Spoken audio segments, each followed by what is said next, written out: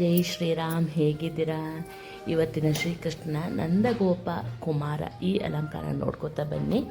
ನಿನ್ನೆದು ಅಲಂಕಾರನ ಜೊತೆಗೆ ಹಾಕಿದ್ದೀನಿ, ನೋಡ್ಕೋತಾ ಬನ್ನಿ. ಅದನ್ನೆಲ್ಲ ಪೂಜೆಗಳನ್ನೆಲ್ಲ ನೋಡ್ಕೋತಾ ಬನ್ನಿ.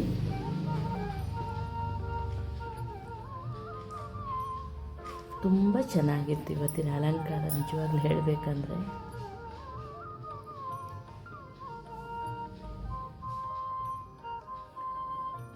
ಕಲ್ಲಿನ ಮೂರ್ತಿ ಅಂತಲೇ ಅನಿಸೋದಿಲ್ಲ, ಅಷ್ಟು ನಿಜವಾಗಿ ಕಾಣ್ತಾ ಇರ್ತಾರೆ ನಮ್ಮ ಶ್ರೀಕೃಷ್ಣ. ಇದು ಪರಿಮಾರಲ್ಲಿ ಪರಿಮಾರ ಶ್ರೀಗಳು ಪಟ್ಟದ ದೇವರು ಮತ್ತು ಅಲ್ಲಿನ ಆಂಜನೇಯ ದೇವರಿಗೆ ಪೂಜೆ ಮಾಡೋದನ್ನು ಇಲ್ಲಿ ನೀವು ಕಾಣ್ಬೋದು. ಇದು ನಿನ್ನೆಯ ಅಲಂಕಾರ ನೋಡಿ. ನಾನು ಶಾರ್ಟ್ಸಲ್ಲಿ ಹಾಕ್ತಾ ಬರ್ತೀನಿ, ಅದನ್ನು ನೋಡ್ಕೋತಾ ಬನ್ನಿ ನೀವು. ನಿನ್ನೆದು ಫೋಟೋ ಹಾಕಿದ್ದೀನಿ ಅಷ್ಟೇ. ಆಮೇಲೆ ಇವತ್ತಿನ ವಿಡಿಯೋದಲ್ಲಿ ನಮ್ಮ ಸೌತ್ ಕೇಂದ್ರ ಜಿಲ್ಲೆಯಲ್ಲಿ ಅಂದರೆ ಅವಿಭಜಿತ ಉತ್ತರ ಉಡುಪಿ ಜಿಲ್ಲೆ ಮತ್ತು ದಕ್ಷಿಣ ಕನ್ನಡ ಜಿಲ್ಲೆಯಲ್ಲಿ ಮಾಡುವಂತಹ ಕಾಟು ಮಾವಿನ ಹಣ್ಣಿನ ಸಾಸ್ಮಿ, ಕುಕ್ಕುದ ಸಾಸ್ಮಿ ಅಂತ ನಾವು ತುಳುವಲ್ಲಿ ಹೇಳ್ತೀವಿ. ಕುಕ್ಕು ಅಂದರೆ ಮಾವಿನಕಾಯಿ, ಅದನ್ನ ನೋಡ್ಕೊಂಡು ಬರೋಣ.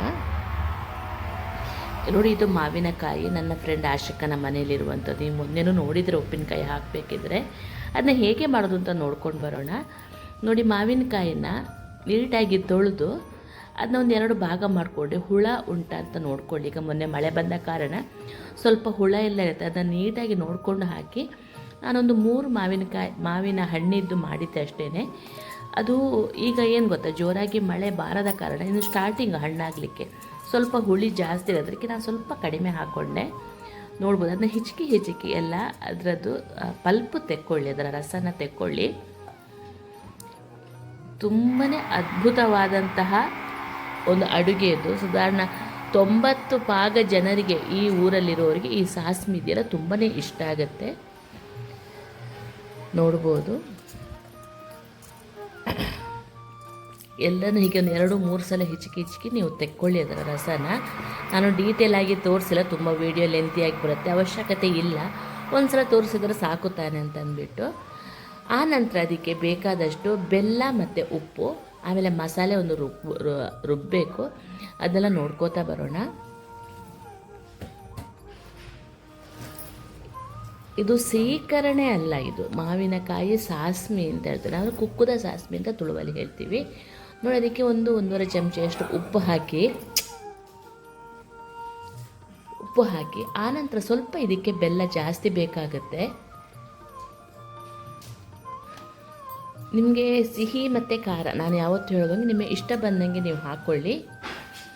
ಆನಂತರ ಮಸಾಲೆಗೆ ನೋಡಿ, ಒಂದು ಮಿಕ್ಸಿ ಜಾರಿಗೆ ಸ್ವಲ್ಪ ಸಾಸಿವೆ, 1-2 ಮೆಣಸು ಹಾಕ್ಕೊಳ್ಳಿ, ಪುಡಿ ಮಾಡ್ಕೊಳ್ಳಿ. ಆನಂತರ ಅದಕ್ಕೆ ನೋಡಿ 1-2 ಕೆಂಪು ಮೆಣಸು ಸಾಕು. ಅದಕ್ಕೆ ಅದು ಹೇಳಿದ್ನ ಖಾರ ನಿಮಗೆ ಬೇಕಾದಷ್ಟು ಹೆಚ್ಚು ಕಡಿಮೆ ಮಾಡಿಕೊಳ್ಳಿ. ಕೆಲವರು ಬೆಲ್ಲ ಹಾಕದೇನು ಮಾಡುವವರು ಇರ್ತಾರೆ, ಬಟ್ ನಮ್ಮ ಮನೆಯಲ್ಲಿ ಯಾರಿಗೂ ಇಷ್ಟ ಆಗಲ್ಲ, ಅದಕ್ಕೆ ನಾನು ಬೆಲ್ಲ ಹಾಕದೆ ಮಾಡೋದಿಲ್ಲ. ನೋಡಿ, ಆನಂತರ ಅದು ಪುಡಿ ಆದ ನಂತರ ಅದಕ್ಕೆ ತೆಂಗಿನಕಾಯಿ ಹಾಕಿ ಅದನ್ನೂ ನೀರು ಹಾಕದೆ ಒಂದು ರೌಂಡ್ ಪುಡಿ ಮಾಡ್ಕೊಳ್ಳಿ. ಆವಾಗ ನೀಟಾಗಿ ರುಬ್ಬಲಿಕ್ಕೆ ಆಗುತ್ತೆ, ತುಂಬ ನೈಸಾಗಿ ಅದನ್ನ ರುಬ್ಬೋದು ನಾವು.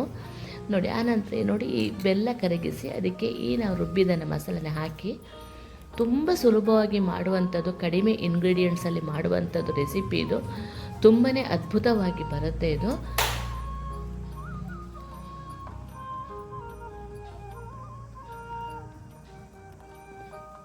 ನೋಡಿ, ಆನಂತರ ಎಲ್ಲ ಮಿಕ್ಸ್ ಮಾಡಿ ಸಾಸಿವೆ ಉದ್ದಿನ ಬೇಳೆಯಲ್ಲಿ ಒಗ್ಗರಣೆ ಕೊಟ್ಟರೆ ಆಗೋಯಿತು.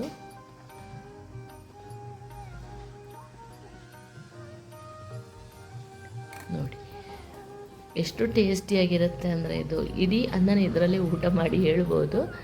ತೆಂಗಿನ ಎಣ್ಣೆ ಹಾಕ್ಕೊಳ್ಳಿ ಒಗ್ಗರಣೆಗೆ. ಸಾಸಿವೆ, ಉದ್ದಿನಬೇಳೆ, ಕೆಂಪು ಮೆಣಸು, ಕರಿಬೇವಿನ ಸೊಪ್ಪು ಹಾಕ್ಕೊಂಡು ಒಗ್ಗರಣೆ ಕೊಡಿ, ಹಾಗೇ ಬಿಡ್ತು. ಯಾರಿಗೆಲ್ಲ ಈ ರೆಸಿಪಿ ಗೊತ್ತು, ಮನೆಯಲ್ಲಿ ಮಾಡ್ತೀರಾ, ಅವರು ಕಮೆಂಟ್ಸಲ್ಲಿ ಹೇಳಿ.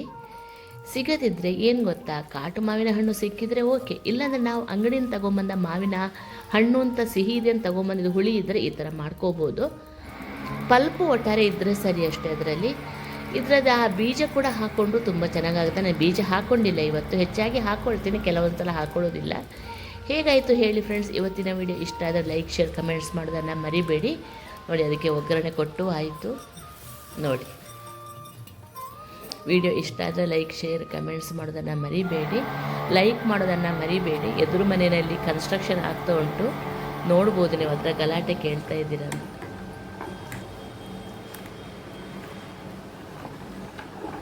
Thank you for watching.